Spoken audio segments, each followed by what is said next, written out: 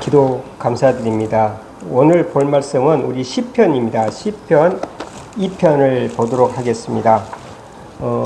제가 이렇게 나눠주신 이 유인물에 제가 적었으니까 이걸 봐도 되겠습니다. 이거 없으신 분들은 성경책을 봐도 됩니다. 우리 1절부터 12절까지입니다. 그래서 한 절씩 우리가 교독하도록 하겠습니다. 어찌하여 이방 나라들이 분노하며 민족들이 헛된 일을 꾸미는가?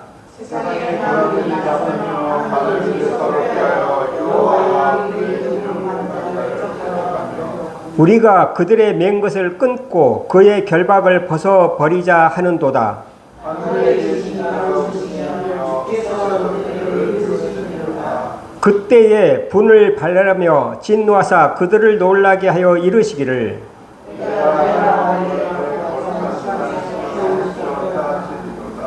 내가 여호와의 명령을 전하노라. 여호와께서 내게 이르시되 너는 내 아들이라. 오늘 내가 너를 낳았도다.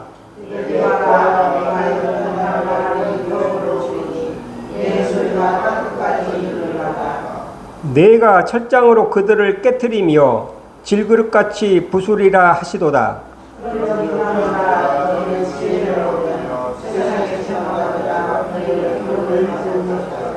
여호와를 경외함으로 섬기고 떨며 즐거워할지어다. 그의 아들에게 입맞추라. 그렇지 아니하면 진노하심으로 너희가 길에서 망하리니 그의 진노가 급하심이라. 여호와께 피하는 모든 사람은 다 복이 있도다. 아멘. 기도하겠습니다. 사랑과 영광이 많으신 하나님 아버지 감사합니다. 우리가 또 바쁜 가운데서도 주님의 말씀을 사모하여 보였습니다. 하나님 아버지 말씀하여 주시옵소서. 우리가 듣겠나이다. 하나님 아버지 특별히 또 오늘 수요 예배에 또 귀하신 주님이 주신 영혼이 참석하였사옵니다. 하나님 아버지 그분에게도 하나님 아버지 무한한 축복을 내려주사 그들이 하나님의 기쁜 사랑을 깨닫고 삶을 윤택하게 살아갈 수 있도록 주님 축복하여 주시옵소서. 이 모든 거 우리 주 예수 그리스도 이름 받들어 간절히 기도드립니다. 아멘. 오늘 수요 예배 참석하신 여러분들을 주님의 이름으로 환영하고 축복합니다. 우리 좌우분들에게 인사하도록 하겠습니다. 잘 오셨습니다. 네, 축복합니다.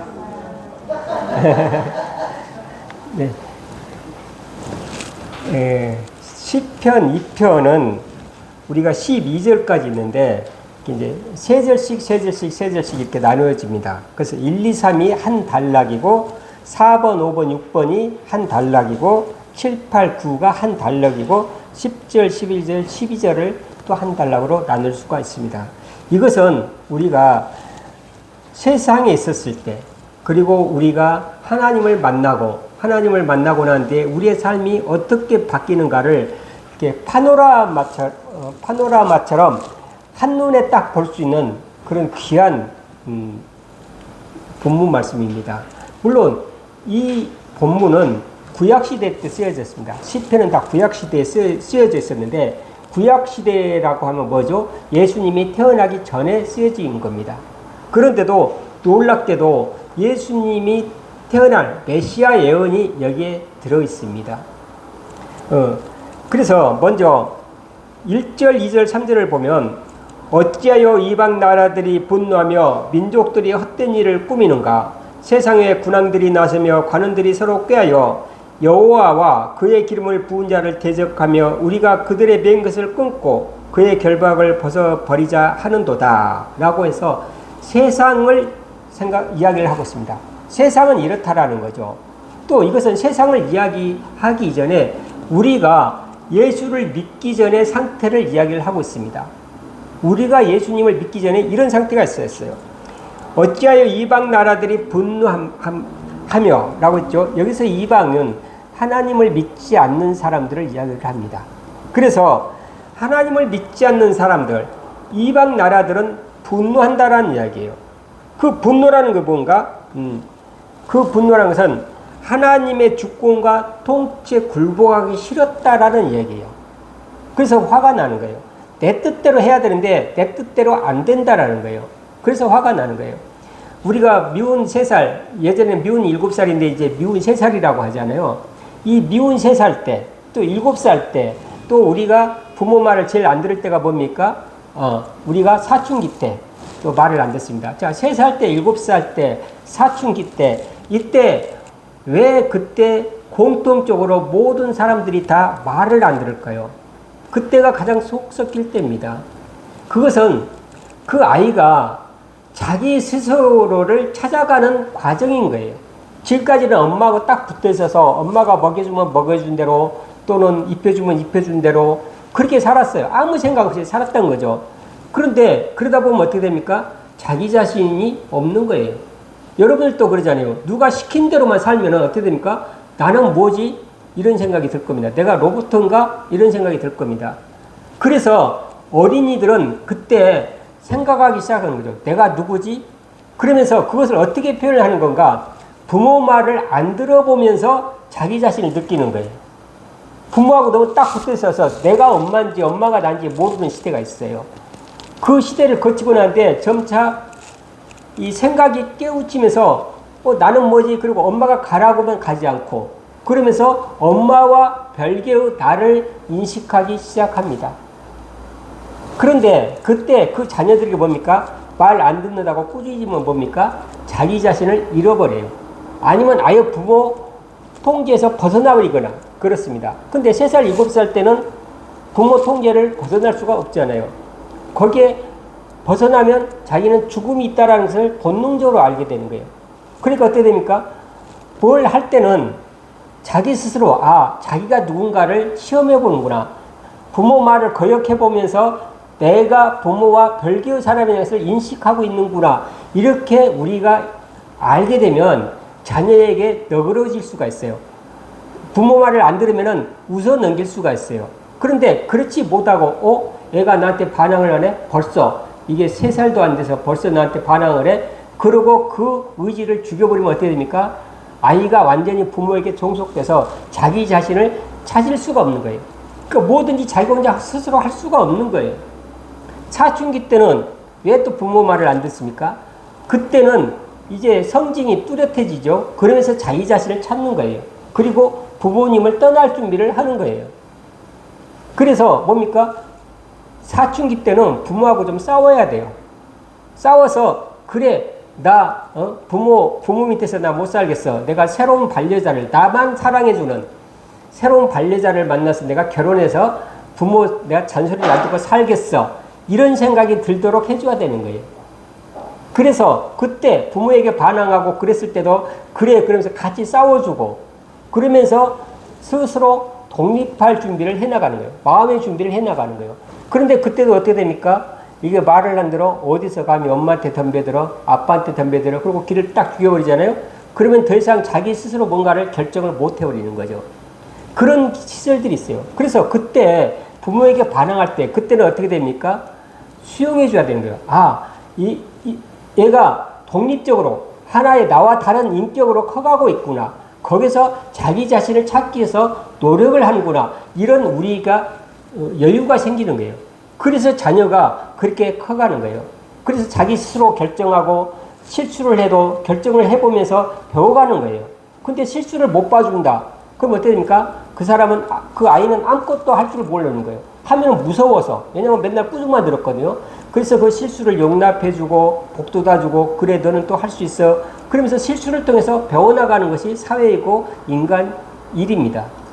그런데 그때 그것을 못하겠을 때는 아이는 이제 자기 스스로 아무것도 할 수가 없게 되는 거예요. 그리고 어떻게 선을 잘 봐서 결혼을 하잖아요. 그러면은 사춘기 때 반응하지 못했던 게 나중에 터지기 시작합니다. 나중에도 그 자기 자신을 찾아야 되거든요. 그렇기 때문에 하지 말란 짓만 하는 거예요. 바람도 피워보고 술도 먹어보고 그러면서 이제 결혼했으니까 누가 말도 못 하잖아요. 그래서 이제 아내가 골탕을 먹고 나중에 더 큰 문제가 생깁니다. 그래서 사춘기 때는 부모하고 조금 싸워줘야 되는 거예요. 부모가 싸워줘야 되는 거예요. 그래서 자기 스스로 자기가 결정하고 찾아갈 수 있도록 도와줘야 되는 거예요. 그게 살짝 조금 마음에 안 들더라도 스스로 하게끔 도와줘야 되는 거예요. 그래서 그때 분노가 가장 많죠. 그런데 1절에 이방 나라들이 분노한다는 건 뭡니까? 이것은 하나님의 말씀을 안 듣겠다는 얘기예요. 그러면 자기 정체성을 찾아가는 거예요? 아니에요. 이 분노는 자기 스스로 자기의 욕망대로 하고 싶은데 그것이 절제돼서 그것들이 통제되기 때문에 화가 나는 거예요. 내 마음대로 살고 싶은데 못해서 분노가 나는 거예요. 그래서 어떻게 됩니까? 헛된 일을 꾸미는 거예요. 헛된 일을 꾸미는 거예요. 그래서 2절을 보면 어떻게 헛된 일을 꾸미는 건가? 세상의 군왕들이 나서며 관원들이 서로 다 꾀를 냅니다. 그 꾀는 하나님의 꾀에 못 미치는 거죠. 그 꾀를 내서 첫 번째로 하는 것이 여호와의 그의 기름 부은 자를 대적한다라고 이야기를 했습니다. 그 당시에 기름 부은 자는 세 사람이 있어요. 하나는 선지자. 선지자는 뭡니까? 하나님의 말씀을 전해 듣고 전달하는 사람이 선지자예요. 그리고 두 번째는 왕이에요. 왕. 왕도 기름을 부어서 세웁니다. 근데 그 왕은 뭡니까? 하나님을 대신해서 우리를 통치하는 사람들이에요. 그리고 또 하나는 제사장이에요. 제사장은 뭡니까? 우리들의 기도를 전부 다 모아서 하나님 앞에 가서 하나님 앞에 구하는 사람이에요. 선지자하고 좀 반대되는 개념이죠. 이 세 사람을 기름 부은 자라고 그러는 거예요. 요즘 말로 말하면 거룩한 사람들을 이야기하는 거예요. 목사나 또는 성도들. 목사만 거룩한 게 아니에요. 성도들도 거룩한 거예요. 그 석자가 거룩하다는 뜻이에요. 이 거룩하다는 것은 세상과 구별되어 있다는 얘기예요. 그래서 그런 사람들하고 대적을 하게 돼요. 대적을 하는 거예요. 한마디로 뭡니까? 하나님하고 대적을 하는 것과 똑같습니다.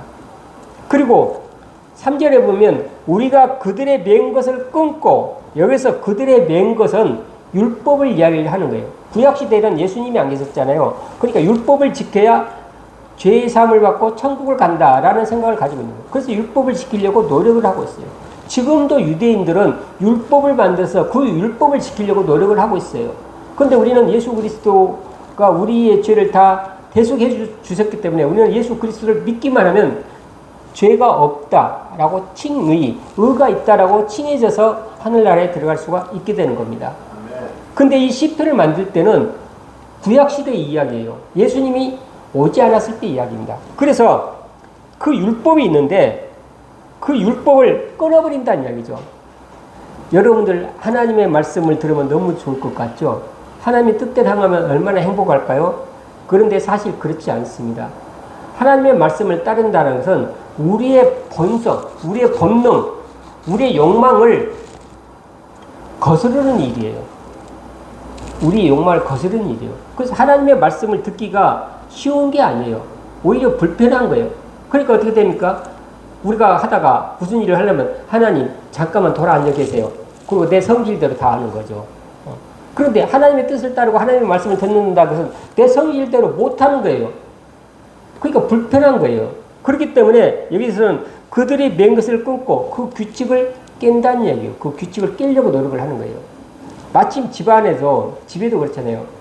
집에 규칙이 많으면은 그 가정은 건강한 가정이라고 볼 수가 없습니다. 심리학적으로. 몇 시까지 들어와라, 밥은 어떻게 먹어라, 밥알을 남기면 안 된다. 저도 어렸을 때 그랬거든요. 밥알 한 톨이라도 남기면은 혼났어요. 아니, 농부의 자식이 어떻게 아빠가 애써서 1년 내내 땀 흘려서 만들어 놓은 밥알을 흘리느냐. 그리고 혼났어요. 그러니까 지금도 밥을 먹을 때 아마 이것도 같이 이제 식사를 하면서 눈치챘겠지만 제 식판을 보면 깔끔하게 먹습니다. 깔끔하게 먹어요. 대체적으로. 남기는 게 별로 없어요. 그 어렸을 때는 그게 내재적으로 규칙으로 되어 있는 거예요. 그런데 가정에도 규칙은 있어야 됩니다. 규칙은 있는데 문제는 하나님의 섭리 안에서 가지고 있는 규칙이어야 돼요. 그런데 우리는 하나님의 섭리 안에 있는 규칙을 가정에서 가지고 있는 게 아니라 나만의 규칙을 가지고 있는 거예요. 아빠가 생각했을 때 이게 올라. 10시까지 꼭 돌아라. 공부는 하루에 몇 시간씩 해. 무엇은 하지 마. 무엇은 해. 명령과 또 그 규율이에요. 규율과 명령을 하나님의 뜻대로 하는 게 내 뜻대로 만들어서 거기에 복종하기를 만드는 거예요. 그것은 잘못된 규칙이고 잘못된 규율인 거예요. 여기서 말한 그들이 맨 것은 그런 명령이나 자기 스스로가 만든 규칙이 아니에요. 그래서 우리는 가정에서도 마찬가지입니다. 하나님의 뜻이 가정 안에서 실제로 살아 움직이도록 하는 신앙의 질서와 습관이라고 합니다. 신앙의 질서와 습관. 하나님이 우리 가정에서 살아 움직이는 것 같은 그런 습관, 이것을 우리는 규칙을 가지고 있는 거예요. 그 외에 나머지 규칙을 가지고 있으면 안 되는 거예요. 그러면 그 규칙은 무엇인가? 삶의 중심을 하나님께 두는 거예요. 그래서 어떻게 됩니까? 사랑을 하고 그랬잖아요. 그래서 집안에서는 사랑을 해야 돼요. 교회도 마찬가지입니다. 교회도 얼마나 다른 사람들이 하는 거 보면 꼴 보기 싫은 게 많아요. 왜냐면 내 경험과 맞지 않기 때문에 그러는 거예요. 그럼에도 불구하고 어떻게 됩니까? 우리는 그것을 용납하고 사랑해야 됩니다. 이것이 하나님의 질서 안에서 갖는 규칙들인 거예요. 또는 뭡니까? 존중한다. 부모를 존중하고 자녀를 존중해야 됩니다. 자녀가 부모만 존중하는 게 아니라 부모도 자녀를 존중해야 돼요.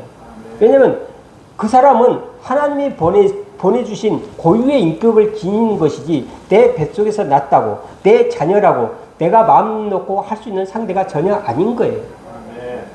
하나님이 보내신 자녀인 거예요. 그래서 그 안에 하나님이 계신다고 생각을 해야 되는 거예요. 그래서 자녀들에게도 우리가 존중해 줘야 되는 거예요.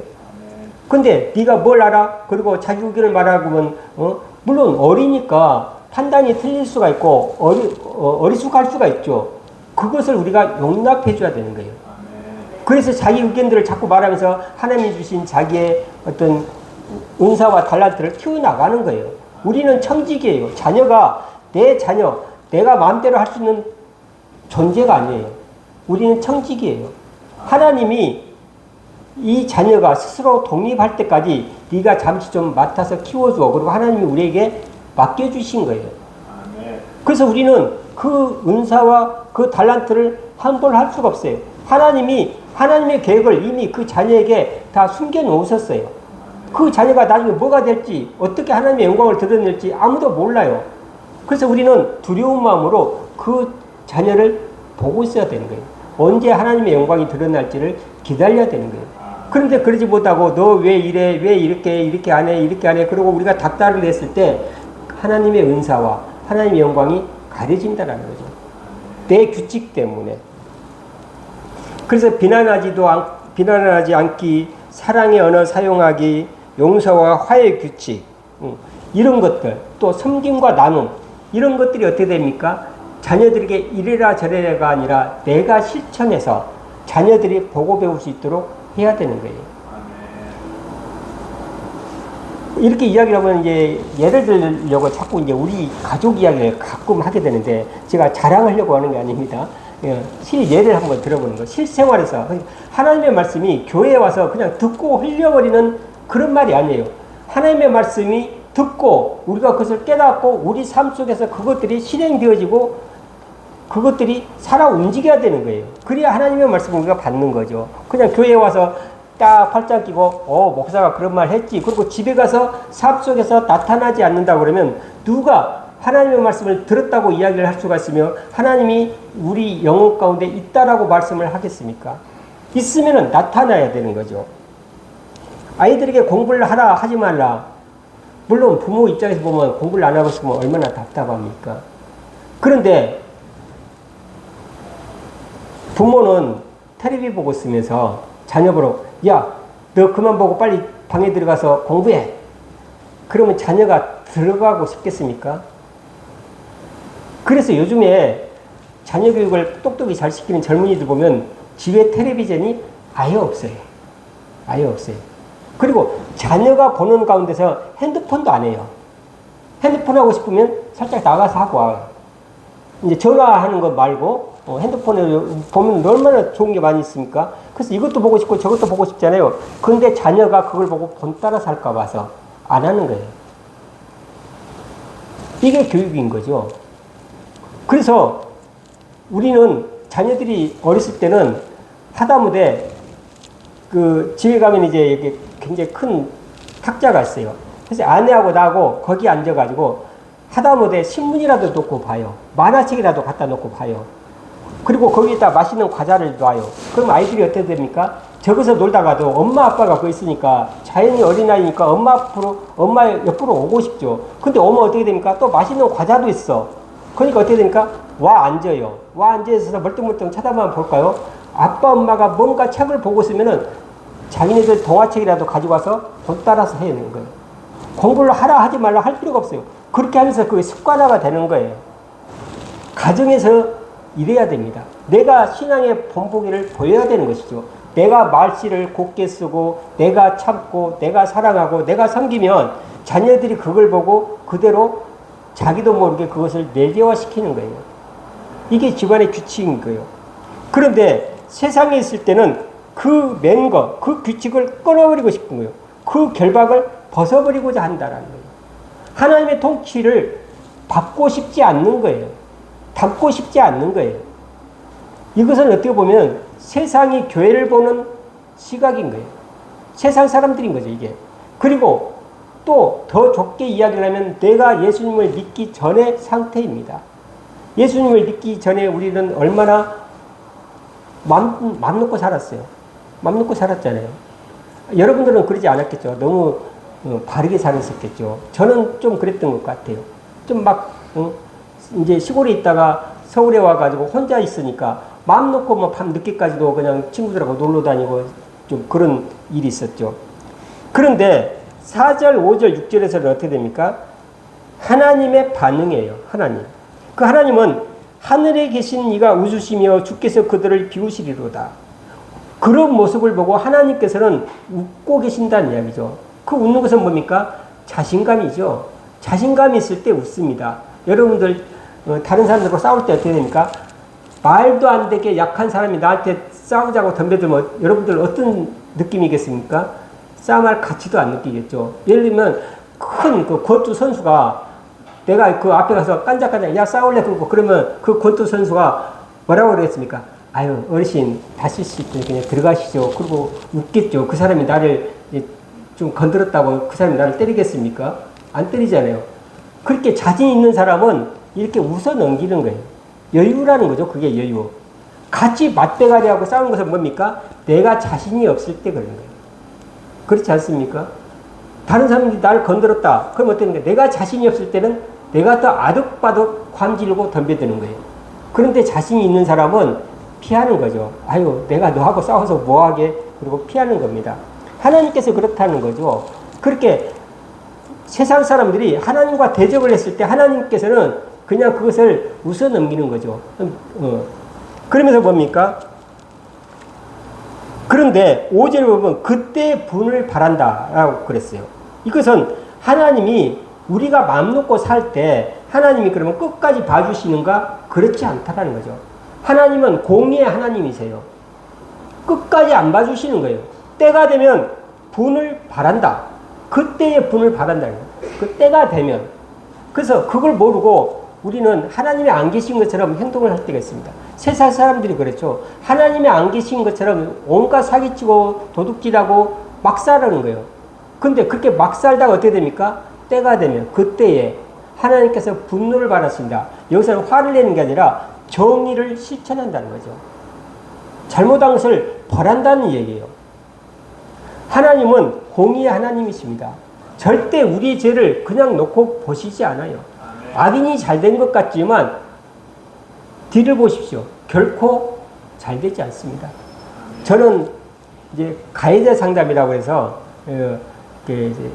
특히 이제 집안에서 부모를 학대한 사람이나 아니면 아내를 학대한 사람이거나 남편을 학대한 사람, 학대를 받은 사람이 아니라 가해를 하는 사람을 상담을 제가 주로 많이 하고 있습니다. 그런데 주로 이제 젊었을 때는 남편이 힘도 세고 돈도 벌어고 그러니까 아내를 막 학대를 합니다. 그런데 지금도 그러고 있는 거예요. 나이가 이제 60, 70 막 됐는데도. 그래서 이제 그게 이제 경찰서에 넘겨져 가지고 법원에 가서 판결을 받고 나한테 이제 상담을 받아라 이렇게 이제 명령이 내려와요. 그럼 이제 제가 받아서 그 상담을 하는데 보면은 저는 뻔히 보이죠. 그래서 제가 한 번에 어떤 사람에게는 그렇게 했어요. 당신이 지금 나이가 이제 70대 됐는데 앞으로 10년 후면 10년 후도 당신이 그렇게 힘이 있어서 아내를 때리고 자녀를 때릴 수 있겠습니까? 그때는 당신이 맞고 살지도 모릅니다. 지금 돌이키십시오. 나한테 오기를 잘했습니다. 10년 후 생각 안 해보셨습니까? 그 사람 생각을 했겠죠. 했는데 어떻게 됩니까? 그러면 더 불안하잖아요. 불안하니까 더 자녀들에게 폭언을 하고 때리고 그러는 거예요. 근데 그게 많이 못 가요. 특히 그렇게 가해를 하는 사람들은 분노가 많이 쌓여 있습니다. 분노가 많이 쌓여 있다는 건 뭡니까? 언제 이 뇌출혈이 터질지 모르는 거예요. 그렇기 때문에 내가 돌이키려고 하면은 손을 덜덜덜 뜯습니다. 겉으로는 태어난 척한데 저는 상담을 하면 사람 얼굴만 보는 게 아니라 몸을 주시해서 보거든요. 근데 그 책상 밑에 손이 달달달달 떨리는 거예요. 본인도 그걸 느끼는 거죠. 그렇습니다. 그 잘못들을 전부 다 쌓아놓다 보면은 언젠가 그때에 하나님께서 분을 발하시는 공의를 실현한다는 거예요. 절대 악은 오래가지 못합니다. 분명히 하나님의 심판이 있어요. 하나님은 사랑의 하나님이 아니라 공의와 사랑의 하나님이에요. 공의와 사랑의 하나님이에요. 사랑만 베풀지 않습니다. 때가 되면 죄인을 심판할 때가 있습니다. 분명히 하나님이 심판하시는 하나님이세요. 그래서 어떻게 됩니까? 분을 바라고 진노해서 뭡니까? 그들을 놀라게 하는 거예요. 놀라게 하는 거예요. 그러면서 어떻게 됩니까? 6절을 보면 내가 나의 왕을 내 거룩한 산 시온에 세웠다 하시리로다. 이미 하나님이 이 세상의 왕을 세워놓은 거예요. 이미 세워놓은 거예요. 이게 뭡니까? 예수 그리스도를 이미 준비했다라는 거죠. 인간의 죄들이 쌓여있을 때, 그 죄를 어떻게 할 수 없었을 때 하나님께서는 심판하러 내놓으십니다. 그런데 그 심판은 어떻게 됩니까? 인간을 직접 벌을 주시지 않고 자기 아들 독생자 예수를 보내셔서 그 예수를 십자가에 못 박음으로써 공의를 실천하신 거예요. 그래서 우리가 죄가 없어진 게 아니에요. 우리 죄는 여전히 있었는데 그 죄를 누가 갚았는가? 예수가 대신 갚으신 거예요. 이미 구약시대 이것을 이미 예언을 하셨다는 거예요. 이미 예언을 하셨어요. 그래서 나의 왕을 내 거룩한 산 시온에 세웠다 하시리로다 라고 이야기했어요. 그래서 이미 세워놓은 거예요. 그래서 하나님은 그 공의를 실천을 하신 거예요. 그리고 어떻게 됩니까? 죄에서 죽었던 우리를 살리신 거예요. 그것은 사랑이에요. 그래서 예수 그리스도를 하나님의 공의의 하나님의 그 공의에도 맞고 사랑에도 맞는 해결책이 뭐 있는가? 예수 그리스도라는 거죠. 그래서 우리는 빚진 자예요. 빚진 자. 우리가 죽어야 되는데 예수님이 대신 돌아가신 거예요. 하나님의 사랑인 겁니다. 하나님은 공의의 하나님이고 사랑의 하나님이세요. 이 두 가지 것을 뭉쳐서 해결한 게 예수 그리스도의 십자가의 죽음이신 겁니다. 그렇게 해서 예수 그리스도께서 십자가에 돌아가시고 난 뒤에 7절, 8절, 9절은 뭡니까? 변화된 우리, 그 예수님을 믿고 우리가 성도가 된, 기독교인이 된 우리의 모습이 7절, 8절, 9절에 되어 있습니다. 그 뭡니까? 내가 여호와의 명령을 전하노라. 여호와께서 내게 이르시되 너는 내 아들이라. 오늘 내가 너를 낳았도다. 라고 이야기를 하십니다. 이것이 세상에서 살다가 예수님을 만나서 변화된 예수님의 대속의 피로 인해서 우리 죄를 맑게 씻힌 뒤에 우리의 모습입니다. 그래서 하나님은 우리를 보면 자녀로 삼았어요. 너는 내 아들이라. 내가 너를 오늘 새로 낳았다. 이전에 우리가 육체적으로는 이미 낳았죠. 그렇지만 어떻게 됩니까? 우리는 영적으로 이제 다시 태어난 거예요. 그게 바로 세례라는 거예요. 예수님을 믿고 난 뒤에 우리는 이렇게 완전히 바뀌는 거예요. 그래서 아들이 된 거예요. 그 이전에는 죄의 종이었어요. 종은 뭡니까? 종은 일을 많이 해야 인정을 받는 거예요. 일을 많이. 근데 아들은 어떻게 됩니까? 일 안 하고 개차반을 쳐도 아들이잖아요. 그게 틀리는 거예요. 우리는 하나님의 자녀가 됐어요. 우리가 자녀가 되면 어떻게 됩니까? 우리가 일을 조금 못한다고 해도 하나님은 자기 아들로 삼아주시는 거예요. 우리가 일로 하나님께 인정받는 게 아니에요. 우리는 믿음으로써 하나님께 인정받는 거예요. 그래서 아들이 되면 어떻게 됩니까? 8절에 내게 구하라. 내가 이방 나라를 내 유업으로 주니 내 소유가 땅 끝까지 이르리로다. 우리가 하나님의 자녀가 되면 이런 복을 받기 시작하는 거예요. 모든 나라, 내가 갖고 있지 않는 다른 것까지, 이방 나라라는 거 보니까 내가 갖고 있지 않는 다른 사람 것까지도 나에게 준다는 얘기예요. 그리고 그것이 너무 많아가지고 땅 끝까지 이르도록 우리가 축복을 받는다라는 거예요. 우리는 하나님께 이런 복을 받았습니다. 예수 그리스도를 믿는 순간에 우리는 신분이 변해서 하나님의 자녀가 됐고, 하나님의 자녀가 되면서 하나님이 가지고 있는 이 모든 축복을 우리가 받았다라는 거예요. 그 목자는 그래요. 그렇게 받았는데 왜 나는 지금 가난하게 살았는가? 우리는 또 영생이 있습니다. 영생이 있어요. 우리 삶은 잠시 잠깐이지만 영원히 살아갈 때 우리는 이 복을 계속해서 받을 수 있다는 얘기예요. 내가 철장으로 그들을 깨트리며 질그릇같이 부수리로다. 이건 뭡니까? 권세도 있다는 얘기요. 여기서 철장이라는 것은 권세예요. 권세.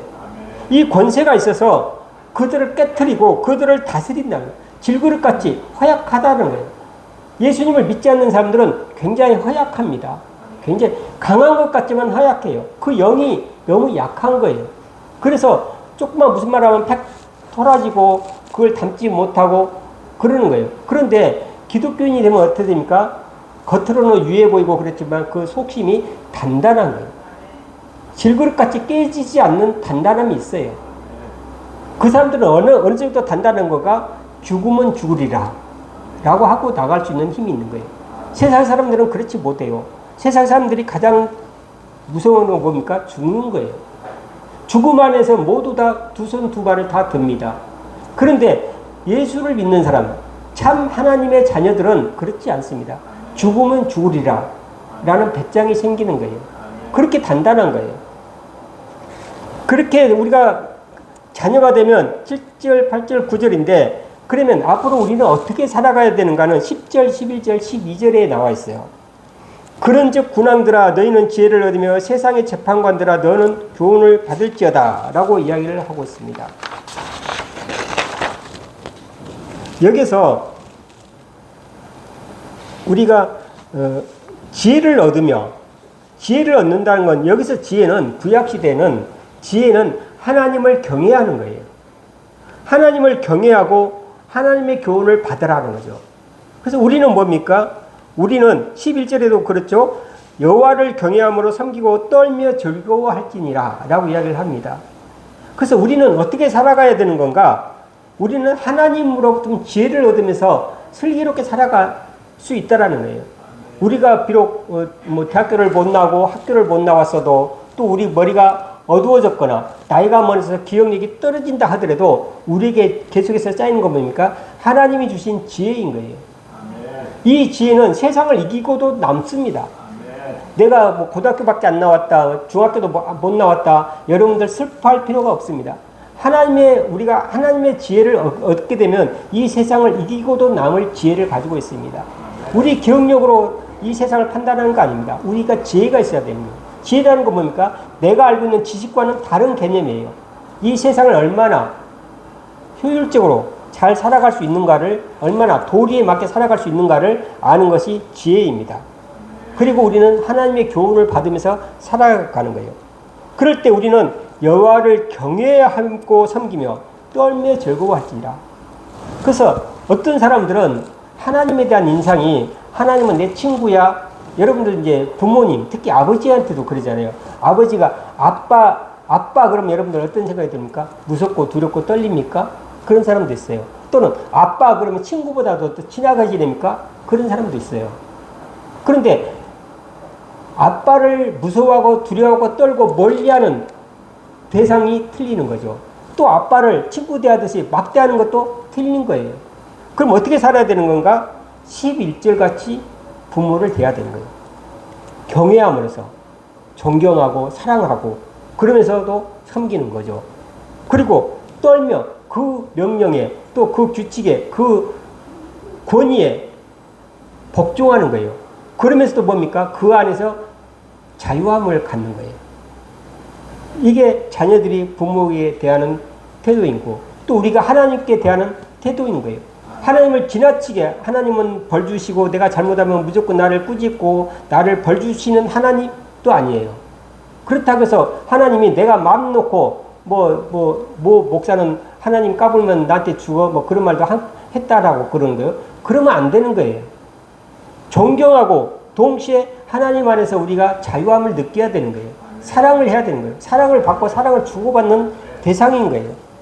집에서도 마찬가지예요. 자녀들도 마찬가지예요. 부모를 경외하고 섬겨야 돼요. 그리고 그 권위에 떨면서 또 그 안에서 자유로워져야 되는 거예요. 12절을 보게 되면 그의 아들에게 입맞추라. 그렇지 아니하면 진노하심으로 너희가 길에서 망하리니. 그 아들에게 입맞추라. 예수님하고 입맞춰야 된다는 거예요. 입맞춘다는 건 뭡니까? 깊은 교제가 있어야 되는 거예요. 여러분들 입맞춤을 어디서 해봤습니까? 부부간에 입맞춤을 해봤겠죠. 또 자녀와 입맞춤을 했겠죠.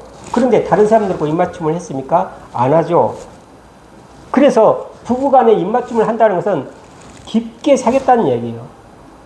그리고 뭡니까? 자녀하고 입맞춤을 했다는 건 뭡니까? 자녀하고 입맞춤했다는 것은 내가 깊게 사랑하고 있다는 얘기예요. 그런 것처럼 그 아들, 우리는 예수하고 입맞춤을 해야 되는 거예요. 예수님을 알고 예수님을 사랑하고 예수님과 한 몸이 돼야 되는 거예요. 그렇게 하면은 우리가 뭡니까? 그 여호와께 피하는, 그 여호와께서 도망간다는 게 아니라 그 여호와에게 의지하는 사람은 다 복이 있다라고 단언하고 이야기를 하고 있습니다. 그런데 그렇지 아니하면 진노하심으로 너희가 길에서 망하리니. 그래서 심판날에 우리가 천국 가는 그 심판정에 가면은 우리는 지옥으로 떨어지거나 아니면 천국을 갈 수가 있는 거예요. 그래서 이 시편 2편은 굉장히 이 우리의 인생을 한눈에 볼 수 있도록 딱딱 나눠서 이렇게 만들어진 아름다운 시인 겁니다. 원래 시편은 뭡니까? 노래예요, 노래. 그래서 1절, 2절, 3절은 우리가 하나님 없이 살던 우리의 모습이고 4절, 5절, 6절은 뭡니까? 그런 우리를 하나님이 만나주신 거예요. 그래서 7절, 8절, 9절은 뭡니까? 그렇게 만난 하나님, 그렇게 우리가 하나님을 만나면 우리가 어떤 복을 누리는지, 그리고 10절, 12절, 12절은 그런 우리는 어떻게 행동해야 되는지, 이것을 우리가 압축적으로 보여주는 아주 아름다운 시입니다.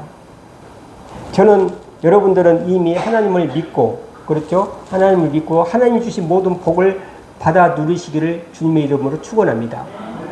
그래서 7절, 8절 같은 복이 여러분들에게 임하시기를 주님의 이름으로 축원합니다. 그런데 10절, 12절, 12절 같이 우리는 이런 행동을 해야 되는 거예요. 받은 복만 받고 우리가 행동을 하지 않으면 뭡니까? 얌체잖아요. 집에서도 자녀도 그렇잖아요. 부모가 무엇을 막 줬는데 받아만 먹고 아무것도 안 줄 때면 어떻게 됩니까? 짜증나잖아요. 부모도 짜증나요. 그렇잖아요. 그런데 자녀가 조금 있는 저금통이라도 터가지고 부모님 생일이라고 줄 때 어떻게 됩니까? 우리는 그 저금통에서 나온 돈보다도 수십 배 더 많이 주잖아요. 그거예요. 그래서 이렇게 7절, 8절, 9절 같이 땅 끝까지 내 소유를 주는 그런 복을 주시는데, 그러면 우리는 어떻게 해야 되는 것인가? 우리는 하나님으로 인해서 지혜를 얻으며 하나님의 교훈을 받으면서 하나님을 경외하고 섬기는 거죠. 그랬을 때 우리의 미래는 천국을 갈 수 있는 복을 받는 겁니다. 저는 이런 은혜가 있기를 주님의 이름으로 축원합니다. 기도하겠습니다.